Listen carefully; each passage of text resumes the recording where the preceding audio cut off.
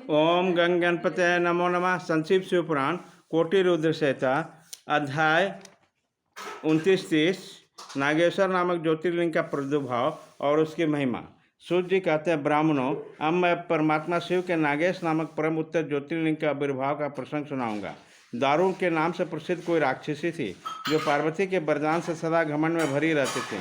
अत्यंत बलवान राक्षस दारुक उसका पति था।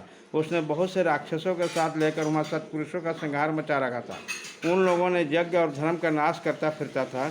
पश्चिम समुद्र के तट पर भी उसका एक वन था जो संपूर्ण समृद्धियों से भरा रहता था। उस वन का विस्तार सब ओर से 16 योजन था।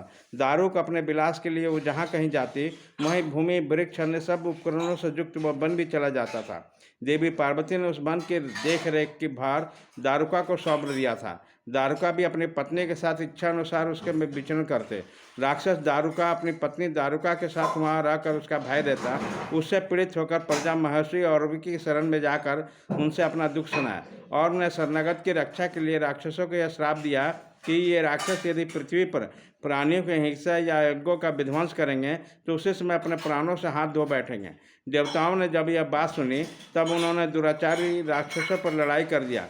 राक्षस घबराए। यदि वो लड़ाई में देवताओं को मारते तो मुनि के साथ से स्वयं मर जाते हैं और यदि नहीं मारते तो पराजित होकर भूखे मर जाते हैं। इस अवस्था में राक्षसी दारुका ने कहा, भवानी के वरदान से मैं इस वन को जहाँ चाहूँ ले जा सकती हूँ।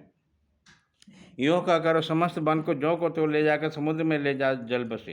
राक्षस लोग पृथ्वी पर न रहकर जल में निर्भय रहने लगे और वहाँ प्राणियों को पीड़ा देने लगे। एक बार बहुत से नावें उधर निकली जो मनुष्यों से भरी थी। राक्षसों ने उन्हें पकड़ बैठे हुए सब लोगों को पकड़ लिया, बेड़ियाँ बांधकर कारागार में डाल दिया। वे उन्हें बारंबार धमकी देने लगे। उसमें सुप्रिय नाम से प्रसिद्ध एक वैश्य था जो उस दल का सरदार था। वह बड़ा सदाचारी, भस्म रुद्राक्षधारी तथा भगवान शिव का परम भक्त था। सुप्रिय शिव की पूजा किए बिना भोजन नहीं करता था। वह संत और शंकर का पूजन करता था। बहुत से साथियों को भी उन्होंने शिव की पूजा सिखा दी।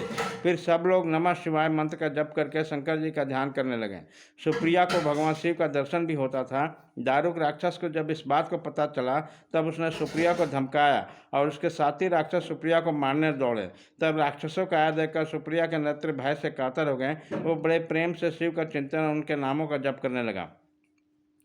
वैश्यपति बोला, देवेश्वर शंकर, मेरी रक्षा कीजिए। कल्याणकारी त्रिलोकीनाथ, दुष्टहंता भक्तवत्सल शिव, हमें इस दुष्ट से बचाइए।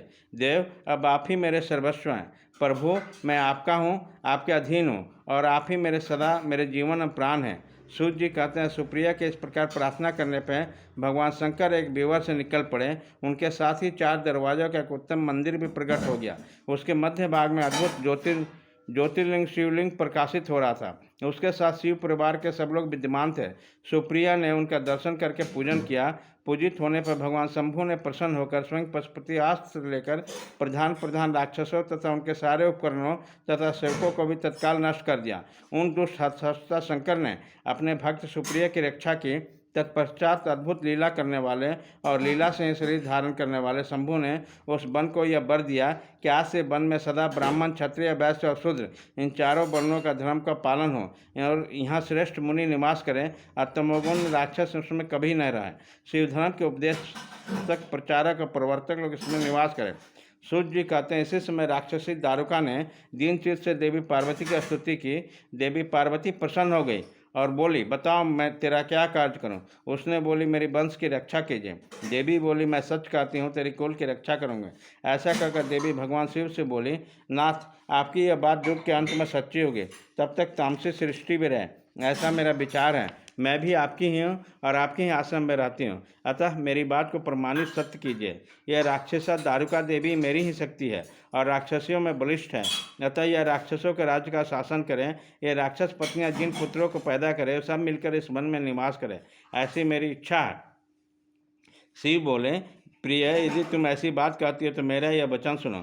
मैं भक्तों को पालन करने के लिए प्रसन्नतापूर्वक इस वन में रहूंगा। जो पुरुष यहाँ वर्ण धर्म के पालन में तत्पर हो प्रेम पूर्वक मेरा दर्शन करेगा वह चक्रवर्ती राजा होगा। कलयुग के अंत में और सतयुग के आरंभ में महासेन का पुत्र वीरभन राजाओं का भी राजा होगा। वह मेरा भक्त अत्यंत पराक्रमी होगा और यहाँ आकर मेरा दर्शन करेगा।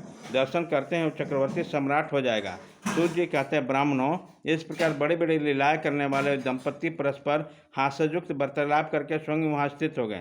ज्योतिर्लिंग स्वरूप महादेव जी वहाँ नागेश्वर कहलाए और शिवा देवी के नागेश्वर नाम से विख्यात हुए। वो दोनों ही सत्पुरुषों को प्रिय हैं। इस प्रकार ज्योतियों के स्वामी नागेश्वर नामक महादेव जी ज्योतिर्लिंग के रूप में प्रकट हुए। वो तीनों लोगों के संपूर्ण कामनाओं को सदा पूर्ण करने वाले हैं। जो प्रतिदिन आदरपूर्वक नागेश्वर के प्रादुर्भाव का प्रसंग सुनता है, वो बुद्धिमान मानव महापातकों का नाश करने वाला संपूर्ण मनोरथों को प्राप्त कर लेता है। अध्याय 29 खत्म।